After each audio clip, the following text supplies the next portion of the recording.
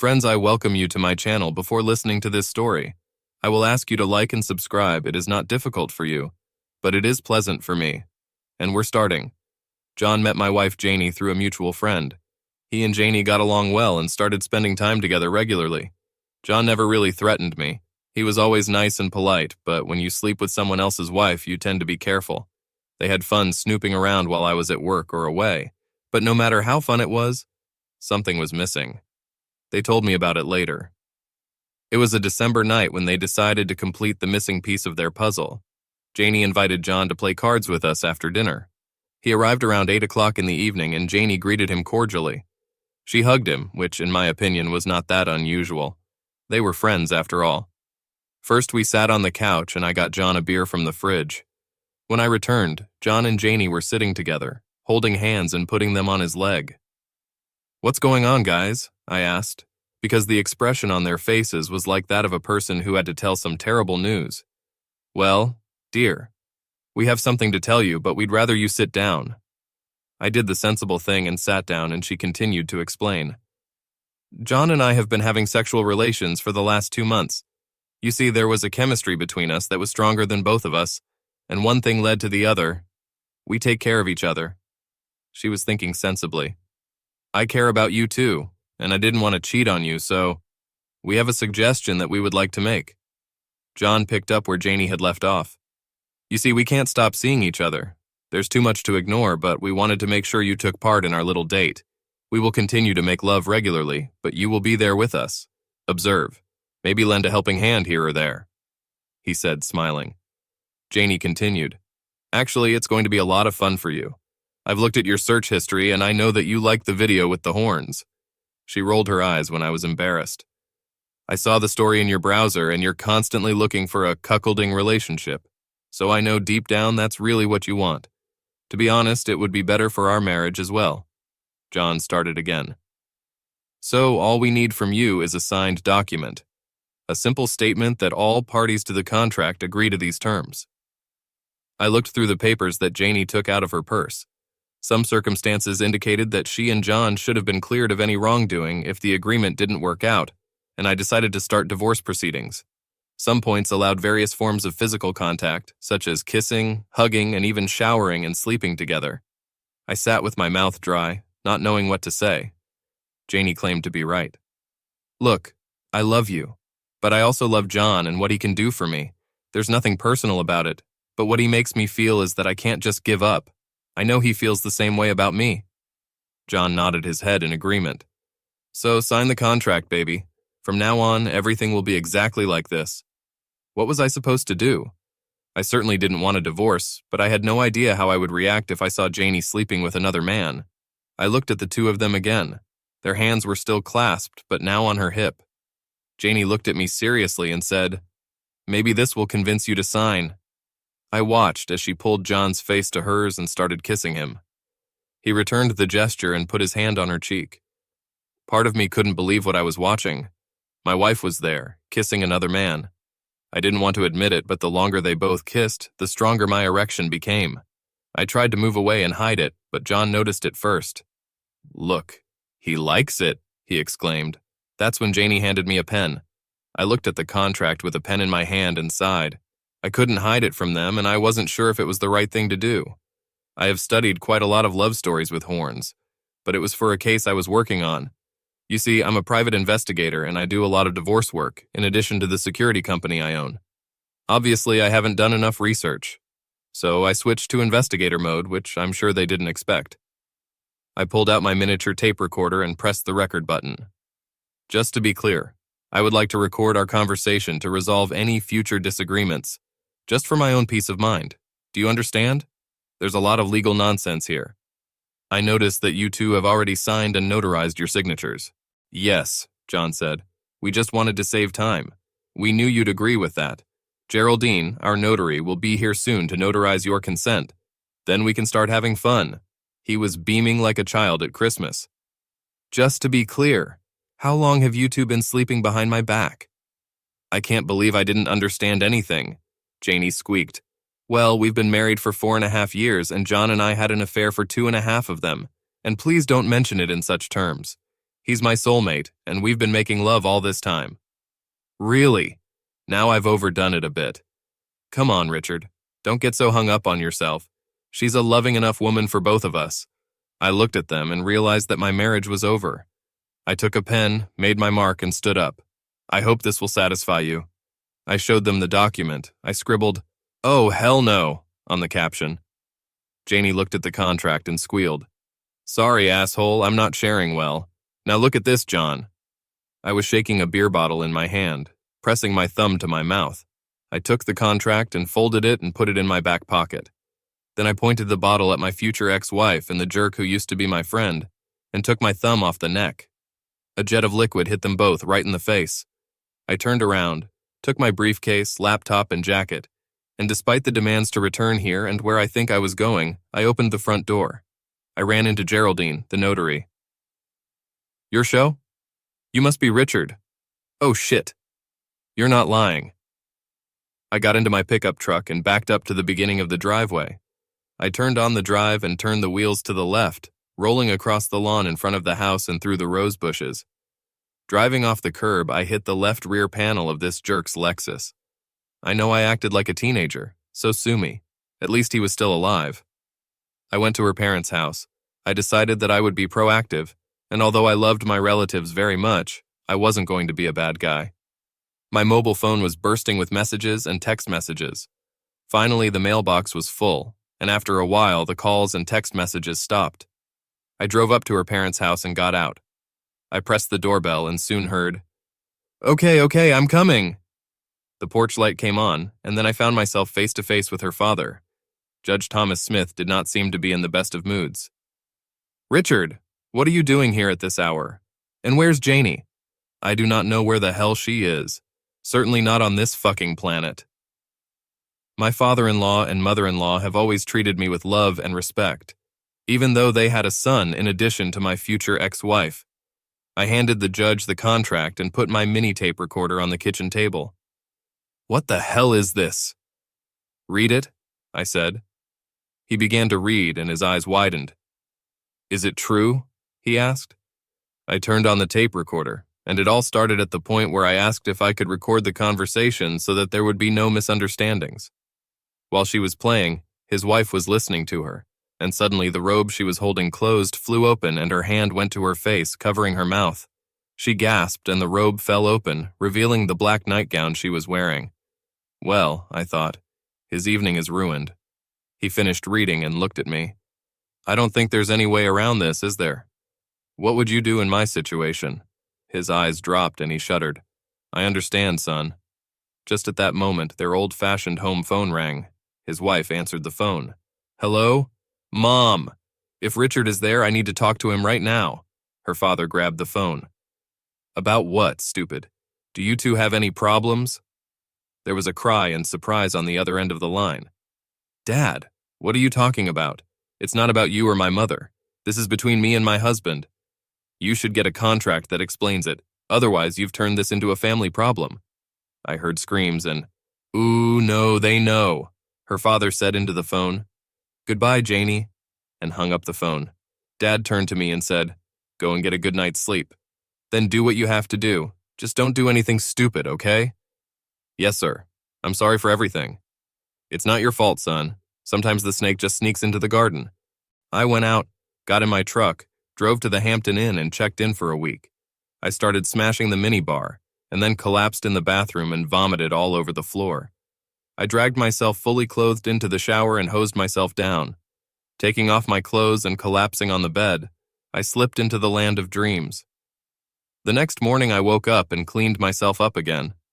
I realized that I didn't have clean clothes, so I called my other good friend, Gerald O'Toole, the one who doesn't sleep with my wife, and asked him to buy something fresh and bring it to the hotel, room 819. He was a little worried about what was happening, so I told him that I would explain everything to him when he arrived. "Oh, and bring some Egg McMuffins and plenty of coffee. Hurry up, buddy." Then I contacted my office and ordered my two best guys to start monitoring my wife. I called the bank and blocked all my accounts, personal and business. I canceled all our joint payment cards after I paid them off. Then I called and disconnected her cell phone, which was part of my business plan with the company, and then I called and ordered all utilities in our house to be turned off. I called my friend, who was a lawyer, and she recommended a divorce lawyer. My brother is very good if you want maximum bloodshed. Tell him I sent you. Apparently, this will be a sure thing and may become a landmark decision. I called her brother, and about that time Gerald showed up. I got dressed and we bought groceries for breakfast. I filled him in on the events of yesterday and at the same time told my future lawyer what had happened and what I wanted. He told me to come to his office with everything I needed at about 15 o'clock. We will develop a battle plan. Gerald couldn't believe his ears. I can't believe she could do this. Not to cheat, but to offer a written contract, and also notarized. Tell me about it. There's something else I need to do. I'll contact you later and fill you in on the situation. No problem, buddy. I never fully trusted John, and I think now I know why. If you need anything at all, Astrid and I are always there for you. Astrid was his wife for 10 years and always treated me like a younger brother. He left and I looked in the mirror. I looked like shit. It's definitely an improvement over yesterday. I got out and went to the bank. I was immediately shown into the office of the senior vice president. I'm not a billionaire. But between my personal accounts and business accounts, it was a significant amount of money. He attacked me. I don't understand your actions. Of course, it's your money and you can do as you see fit, but is there anything we can do to change your mind? Guess where John worked? He was a senior financial advisor at the bank. So I put the contract on the vice president's desk and then turned on the tape recorder. His eyes clouded when he read the contract, but when he realized what he was reading and what he was hearing, his complexion turned from pink to transparent. It's probably some kind of joke. If that's the case, then I'm not laughing. I can't keep doing business with an institution that employs an asshole who sleeps with my wife behind my back. My voice rose to a low roar, and I'm sure the surrounding staff heard every word. I took the contact from his shaking hand and took the recorder. I wonder how many other clients have been treated in the same way. You can inform John Samuels that he will soon be served with legal documents. Good afternoon, sir. I turned around and left. As I was crossing his office, I heard him bellow, "Get Samuels here right now." I chuckled. I stopped at a stationery supply point and printed out 3 copies of the contract. I thought it would be better not to show the original to anyone until it gets into the hands of my lawyer. Then I went to my insurance agent. Guess whose future ex-wife worked there? I was shown into the office of the owner, Miss Daphne Loria. I thought I heard a muffled "Richard" as I passed through their office. That's great, I smiled. Miss Loria stood up when I entered and shook my outstretched hand. Richard, it's good to see you. What can we do for you? She was nervous and looked clearly out of place. I suppose you know why I'm here, Daphne. I will cancel all my insurance with your company, which takes effect immediately, and would appreciate a refund check right now. I can't do business with anyone who would hire a lying, cheating woman. Just a minute, Richard. Your personal feelings cannot affect the way my company does business. I didn't see or hear anything. I threw a copy of the contract on her desk and stared at her. Do you need to listen to a tape recording? She read 3 pages and briefly familiarized herself with the notary's seal and signature. A tremor shook the upper part of her body. One moment, please. She pressed the intercom button. Janie, could you please come into my office? Now! A few seconds later, the obviously shocked future ex-wife entered the office. Yes, Miss Loria? Janie, you're fired. Clear your desk and leave. Immediately. Janie staggered and then lost consciousness. Several people came up and fussed around her. Miss Loria stood up and asked if my decision still stood. I stood up and shook her hand. It's nice to deal with a highly moral professional. I think I can leave my business where it is. I turned and walked out, stepping over my supine ex-wife, and drove to the lawyer's office. My lawyer's name was Nathaniel Sampson. He was a little older than me, but he looked younger. He was smart. He invited me into his office. He asked if I wanted something to drink, and then asked his secretary to bring us some water. Now, Richard, I've talked to my sister, and she seems to think I'm going to like it. So, what do you have? I prepared the original contract and then turned on my tape recorder. The recording ended and he listened to it, but he seemed more interested in the contract. When it was over, he pressed the intercom button. His legal assistant secretary came in. Bethany, take this tape and make 2 copies, then put the original in the safe. Buy Mr. Daniels a new tape and return the recorder back. He returned to his reading and continued to glance at me sideways from time to time. Finally, he put down the contract and looked at me. It's real, isn't it? No one could have come up with something like that. He thought for a moment, then looked at me. Okay, so what do you want to do? I want to crucify them. I want to hurt them so much that they won't be able to get a job or lead any kind of social life together. I want them to pay big. He grinned slightly and smiled at me. I've never seen anything like it in my life. I would not refuse to participate in this for any money in the world. The first thing we are going to do is to call a notary here and interrogate her. I've worked with her before, and I think she'll be kind. We will have our own notary here, and we will do everything legally. Then we will verify the authenticity of the tape and use it to our advantage. We will insist on a jury trial and beat them up. Oh, I said, I think they're both out of work. I made a little fuss at the bank and at her workplace. It's even better if we just increase the pressure. If we get a jury trial, I'll take this case on a pro bono basis. I already like it. The fact of the matter is that they have no complaints about either slander or slander. We have proof that everything they said is true. As long as we don't deviate from the facts, they won't be able to do or say a damn thing. A light slowly dawned in my mind. They screwed themselves up. We invited a notary public, and when they told her everything, she attacked them. She testified that they also wanted to get their cake and eat it. Nathaniel made an appointment with the judge and outlined our case. He shook his head and looked at me. I'm sorry for you, Mr. Daniels. If I can, I'll do everything in my power to fix it. But are you sure you want the jury to hear this? My lawyer intervened. Your Honor, my client wants maximum pain and suffering for the woman who is technically still his wife and the man with whom she communicated. He wants their marriage to be dissolved and for her to leave the union with nothing. With absolutely nothing. Okay, counselor, prepare this and let's see if the other parties agree. We notified the other two and told them to sign the papers or hire a lawyer. They howled. They were almost broke due to the fact that their utilities were turned back on and because they were unemployed. But she refused to sign, and he was counting on a large compensation. Finally, they hired some crook to represent their interests. They didn't mention the contract or the recording to her lawyer. We set up a meeting at my lawyer's office and put all the dots on, and my lawyer checked the recording for the time and authenticity of the sound. We were ready. They appeared at 11 a.m., leading her father. I was a little surprised and alarmed. I shouldn't have done that. Janie came up to me as if she was going to hug me. I rebuffed her attacks and mocked my former friend.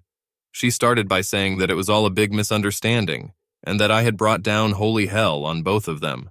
They both lost their jobs, were almost penniless, and had no prospects for the future. I issued a waiver and handed the house over to her. But having no money, they quickly went under the water. They tried to put it up for sale, but they weren't very lucky. She wanted me back in her life, in her bed, and most of all, in her bank account. My lawyer answered the question with a question. Are you still seeing Mr. Samuels? Her lawyer said it was not relevant to the discussion. They're just friends.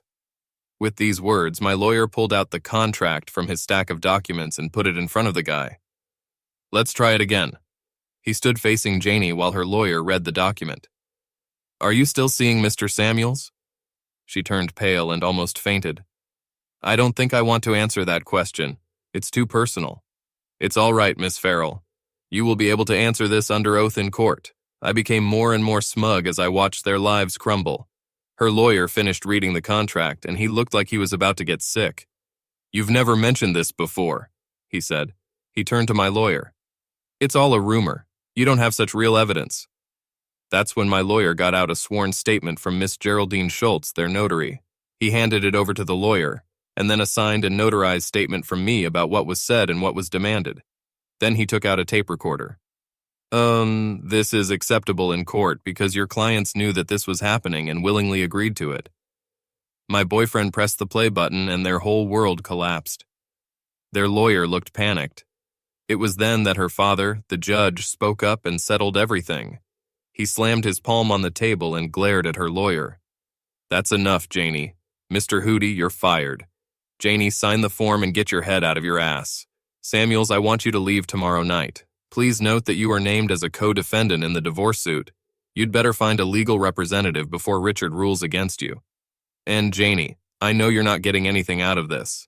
I think if you go to court, you'll get even less. Your mother and I are disgusted with you and your behavior. Your brother refuses to bring his wife and children to our house as long as you stay there. So you'd better start looking for another place to stay.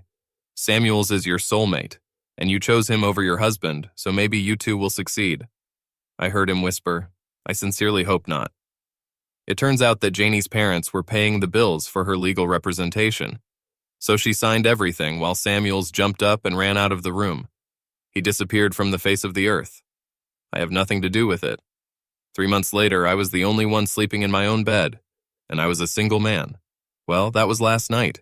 The Jones sisters promised me they would cheer me on tonight and all day tomorrow. Life is good.